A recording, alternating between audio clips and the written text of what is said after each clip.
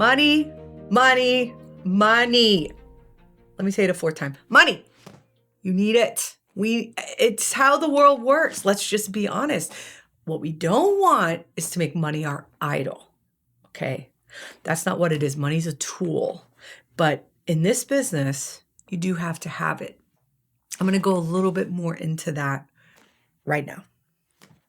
All right. What are we buying again? We're going to keep it simple. We're going to keep it focused. Remember earlier, we talked about the what are you buying? You're buying rental property investments. What is that? We're going to define that right now.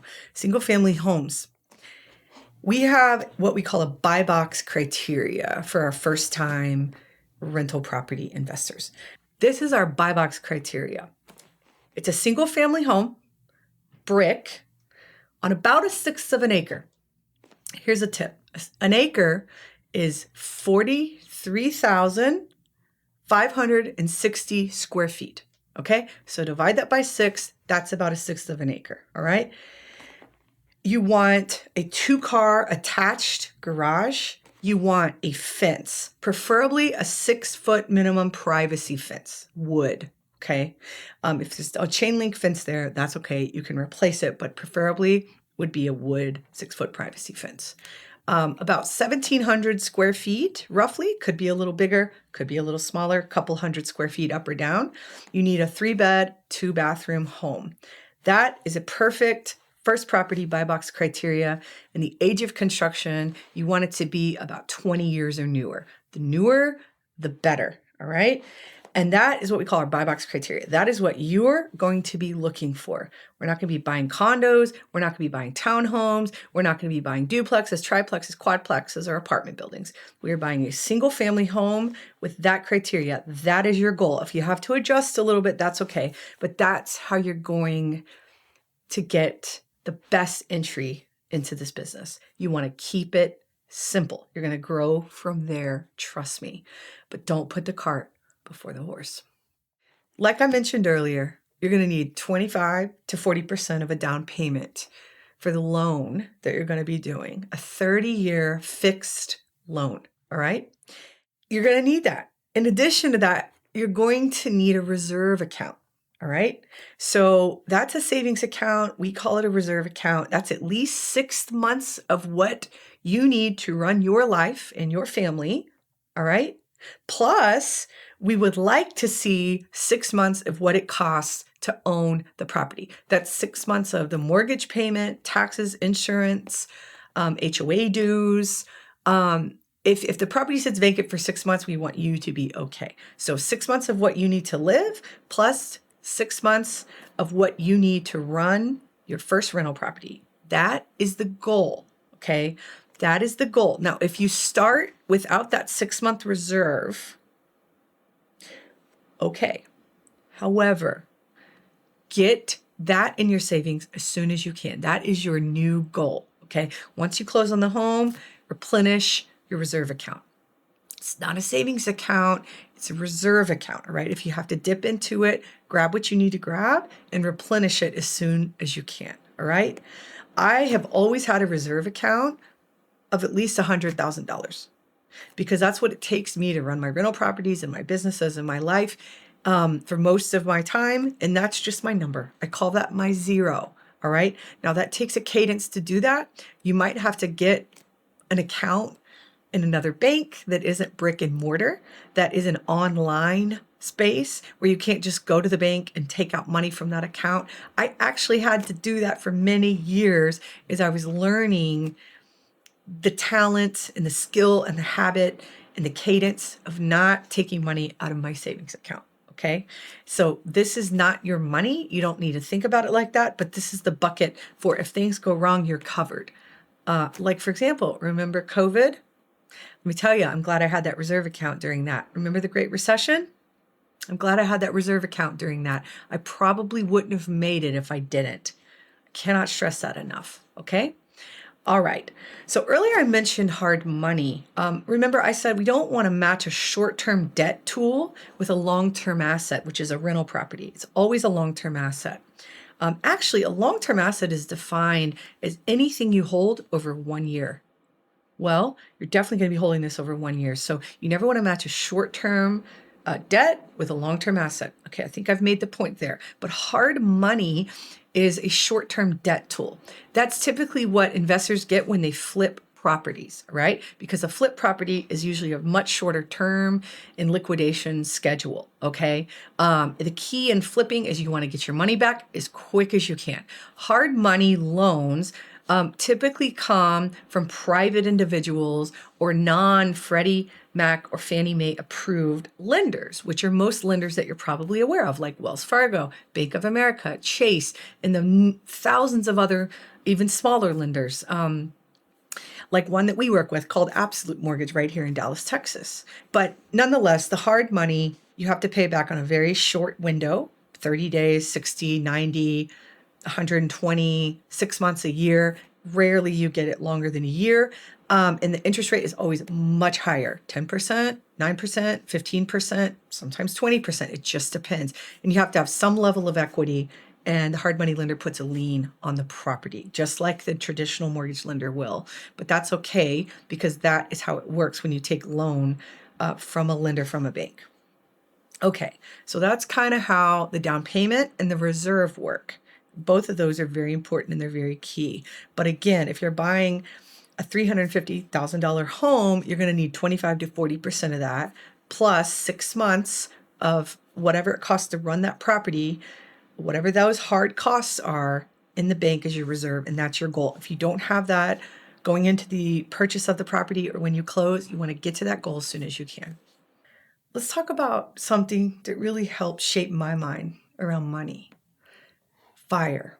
It stands for Financially Independent Retire Early. The acronym, FIRE. Let me tell you guys, we live in a world so different than our parents ever did because we have access to so much information. The thing about money, you never really learned it unless your parents taught it to you in the past, right? That was how I grew up in my generation. I was born in 1979, so we didn't really have the internet. I remember going to typing class and they put the cardboard over our hands and said A, S. So now we have access to all this information, right? And truly we do. And money is one of them.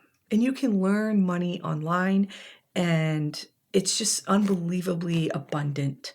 But the FIRE principle is one key guiding element that I've used in a lot of my career.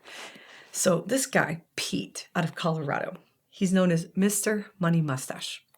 He's incredible. He started blogging in 2004, and he started a movement called the Mustachian Movement.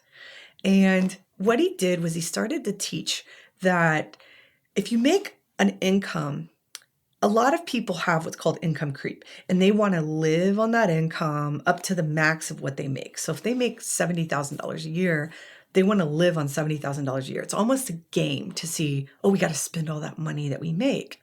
No, it's not the right way to do it. You want to live well below your means, okay? There's a theory in this. It's called living like a pauper for a little bit will allow you to live like a king or queen forever. And it's true. It's my story. It's stories of other people that I've had the privilege and honor of leading and guiding and helping shape.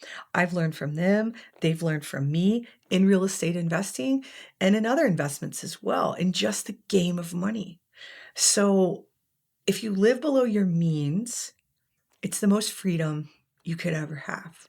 Because what financial freedom is, and what the FIRE Mustachian principles teach you, is that you could buy a Range Rover in cash if you wanted to, but you probably will never do it. The freedom is knowing you can. That's freedom. Rental property investing will help you get to that freedom. It has for me, and I'm a living testament to that. So look it up, FIRE, Mr. Money Mustache, and start feeding yourself with the truth about money and how to live for your future self. Your future self will appreciate you, and live below your means. That will help you grow your rental property portfolio quicker. You're going to shift and build your balance sheet. Okay. Okay. And by the way, being financially free allows you to give generously. Have you ever done that? It's incredible. It's incredible to generously give to others that might not have the Joseph spirit, the money-making principle that you're going to have. So there's certain steps you need to take and be honest with money, because money is a principle of this world. It's a Newtonian law. It's a thing that has been in every generation of every culture, of every society, of every part of this world forever. And it will never, ever, ever go away. So money itself is not the problem. It's how we use money. But for you, you can build generational wealth in one generation. I already told you that. So you're going to learn how to care for, understand, steward, respect, honor, shape money. And you're going to remove any ideologies that you have about money. And you're going to learn the truth about money. Money is a tool. And you're going to learn how to use that tool, and you're going to invest it in assets to build generational wealth within one generation. Okay, so regarding our pre-approval process, because that is step one for owning our home, unless you have cash, which if you do, congratulations. That's a strategy too. Sometimes people have cash and they still want to do loans because interest rates are low and they want to use the bank's money to build wealth at a quicker pace. Again, there is no wrong way to do this. It's completely unique and specialized for every individual. It's very, very, very specific to you and your why and your goals. Okay. But if we're going to get pre-approved, there's certain questions we need to ask our lender. And I'm going to teach you what they are. All right. So the qualification questions you need to ask your lender are, do they have a processing and underwriting department in-house? That would be best. That's best because that means they have a tight operation. You also want to work directly with your loan officer. That would be best as well, because you don't have a 1-800 number to call. You have direct access to them. You can contact them on the weekends if you need to. Unfortunately, this is a weekend business. It just is. That's how a lot of 100% commission jobs work. So, hey, use it to your advantage. Don't overuse it. Respect your team and their time, but it's there if you need it. But if you have direct access to your loan officer and they don't work in a call center environment like a large bank, then that helps you be nimble and a little more quick, because it is a quick moving infrastructure in real estate. All right. So those are some questions you can ask your lender. You also want to talk about their experience as a lender that is licensed, and also their experience in working with rental property investors specifically. You, of course, want to make sure they have a license in the state in which you want to purchase in. And you just want to make sure you like them. This is about relationships, okay? So you're going to be hopefully buying multiple properties. You want to build your team. That's very important. We're going to get to that in a minute. All right, but before you even decide to purchase real estate, there's some other qualification questions you can ask yourself. Like, is your 401k maxed out? All right. If it's not maxed out, you might be leaving free money on the table from your company. I encourage you to call your HR department, whatever the next business day is, if when you're watching this, and chat with them about your 401k options. If you don't know what they are and you've never had that meeting or conversation, make the investment in your future and go have that conversation. Okay. That might be the play before you buy rental property. I don't know. Everybody's unique and different. Also, if you have lots of debt or debt at all, you might need to pay it off. It depends. Okay.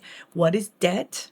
Okay. I think we all know what that is, but some people might have different definitions, right? Is student loan called debt? Or other mortgages called debt? Is business debt called debt? I don't know. It is subjective. It is worth a conversation, but you can figure out how to remove the debt possibly before you invest. We just have to look at your balance sheet and see. And then, of course, if you have a healthy savings account or not, that's also important. If buying your first rental property is going to take every penny you have, maybe we need to build a savings first. All right, so that's a little bit about money. I know money can be overwhelming to some, but trust me, this is like the best few minutes that you might have ever invested into this conversation. It's so important to get the foundation of money right, but it shouldn't stress you out, okay? Money is a lifelong game. Make the commitment that you're never going to stop learning it, okay? And I encourage you to continue the lifelong training and game of money. It will never end, but it's incredible.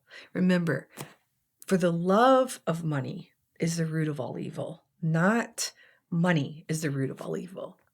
So, what you need to do is learn the facts about money and the laws about money and use those to teach yourself and help others along the way. Money's a tool. Go get your tool.